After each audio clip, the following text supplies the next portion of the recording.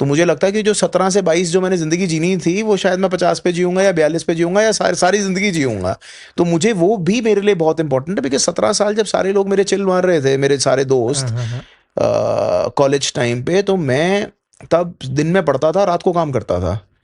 तो मैंने ऐसे करके कंपनी बिल्ड करी है, तो मेरे लिए it is very close to my heart more than the mind. So when it comes to IPO, मेरा दिल ज़्यादा काम करता है दिमाग से ज़्यादा। अगर दिल को मैं रोक लेता तो दिमाग की वजह से, तो या आज वो दिमाग को होता। यूज़ करते हम आज आईपीओ या फंडिंग और बाकी सारी चीज़ों पे पहुंच चुके होते। बट हम अपने दिल को आगे प्रायोरिटी दे रहे हैं, दिमाग को सेकंड प्रायोरिटी दे रहे हैं, इसलिए हम शायद उस पाथ पे जा नहीं पाए हैं अच्छा, अभी तक। मेरा सर आईपीओ क्वेश्चन हमेशा इसलिए रहता है, एक तो प्रॉफिटेबल कंपनी से जस्ट अ रीजन की फाउंडर की सोच क्या है, और आपके केस में तो विशेषकर मेरा जो क्वेश्चन ये है कि एक्चुअली क्या होता है कि वन ऑफ द जब बेस्ट स्टोरीज होती है ना, जैसे मान लो कि एक सक्सेसफुल बिजनेस आपने बिल्ड किया, गुड़गांव में बिल्ड किया, दिल्ली मतलब पूरे इंडिया में बिल्ड किया, लेकिन ये स्टोरी शायद मेरे हिसाब से पता होगी आपके जो कस्टमर्स हैं उनको, कुछ वेंडर्स को, मुश्किल से इंडिया में 20 25 50 हज़ार 1 लाख लोग जानते होंगे, पर आपकी स्टोरी इंस्पायर करनी चाहिए 100 करोड़ इंडियंस को।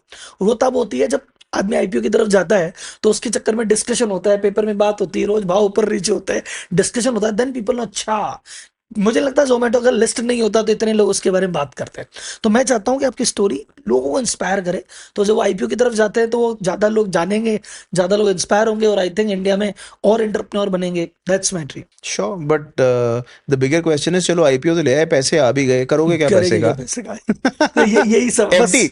बस सर ये वाला जो सवाल है ना सर, ये सवाल का जवाब मेरे पास भी नहीं आता। मैं, मेरे पास जब वो यही आता है ना ऑफर, जब मेरे पास आते कि राहुल जी ऐसा करें, हाँ ठीक है, लेकिन करूंगा क्या इसका? जो इनफैक्ट जैसे होगा ना, अभी 100 करोड़ रुपए कमा रहे हैं, इसका क्या करेंगे ये समझ नहीं आ रहा है।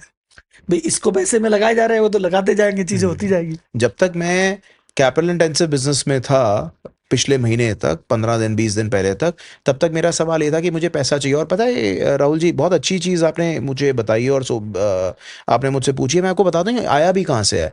मेरे पास एक वैल्यूएशन की ऑफर आई है, वैल्यूएशन छोड़ते हैं, 500 करोड़ इन्फ्यूजन की ऑफर आई है। 500 करोड़ इन्फ्यूजन में 400 करोड़ रुपए हम कंपनी में डालने के लिए आए थे, 100 करोड़ रुपए for buying of the competition, basically that was the offer.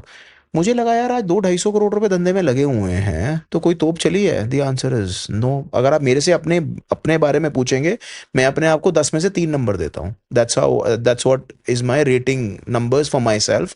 40% passing होते हैं और मैं 30% देता हूँ।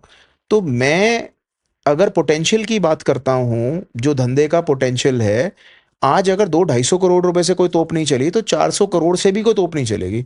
तोप तब चलेगी जब आप फ्री फ्लो इन्वेंट्री आएगी और फ्री फ्लो सेल्स होंगी। जब आप इस हर्डल्स को क्रॉस कर लोगे, कैपिटल की हर्डल को, देन आई थॉट अगर 400 करोड़ से 500 करोड़ से अगर कोई बहुत बड़ी तोप नहीं चलनी है, तो क्यों सब्सटैंशियल पोर्शन कंपनी का, या डिसेंट, मतलब वो चाहे 10% है चाहे 15% है, मेरे लिए 2% भी सब्सटैंशियल होता है, क्यों देना है किसी और को? So then we came up with the suggestion and the idea कि नहीं यार, ये तो जरूरत ही नहीं है।